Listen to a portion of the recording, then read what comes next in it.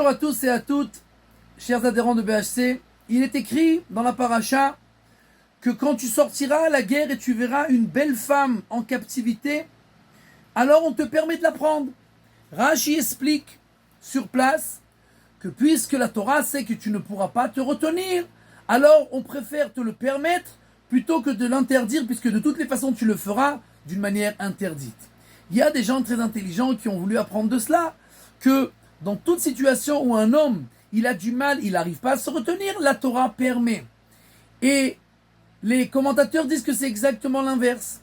Puisque la Torah, seulement à cet endroit, a écrit cette chose-là, ça veut dire qu'en fait, dans tous les autres endroits, tu es capable de te retenir. Et comme la Torah sait que quand tu sors à la guerre, alors c'est la débandade, chacun fait ce qu'il veut, on est stressé, etc. Donc c'est le seul moment où on sait que tu ne pourras pas te retenir. Mais tous les autres moments, tous les autres endroits, la Torah sait que tu peux te surmonter et donc jamais on ne pourra te permettre. Et la différence, c'est que quand on n'est pas à la guerre, quand on n'est pas à l'armée, on est censé se protéger. On est censé être dans un environnement qui nous protège. Rebbe Weiss a raconté qu'une fois, quelqu'un est venu chez lui pour se repentir. Il avait des dettes et un copain à lui a donné un bon conseil. Et il lui a dit d'aller voler des siffrets Torah. Ça coûte beaucoup d'argent et il pourra rembourser ses dettes avec. Il est parti à chaque fois dans une autre synagogue. Il regardait à chaque fois plusieurs jours où le gabaï y mettait les clés du Haron à Kodesh. Et il faisait un double de la clé sans que personne le voie. Et quand ça l'arrangeait, il n'y avait personne, il venait, il prenait le plus beau Sefer Torah, il le vendait. Et maintenant, il a décidé de se repentir. Rebbe Weiss lui pose la question, mais je ne comprends pas. Qu'est-ce que tu pensais au début et qu'est-ce que tu as pensé à la fin? Pourquoi tu pensais au début que tu pouvais voler des Sefer Torah et maintenant tu as pensé que tu dois te repentir et que tu veux arrêter avec ça?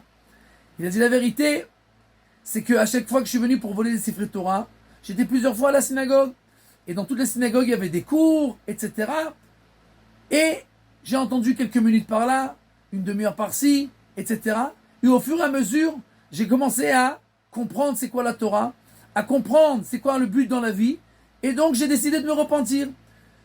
Donc on voit quelqu'un même avec quelques minutes par jour, quand il est dans un environnement qui est adéquat, pas la folie de ce monde-là, un environnement qui est pour le service divin, pour se surmonter, pour travailler, etc., alors on sait qu'il pourra toujours se surmonter. Et tous les obstacles et tous les problèmes qu'il a dans la vie, jamais on pourra lui permettre et lui dire c'est bon, puisque en lui, il a la force, il faut juste trouver l'endroit pour se renforcer et alors surmonter tous les problèmes.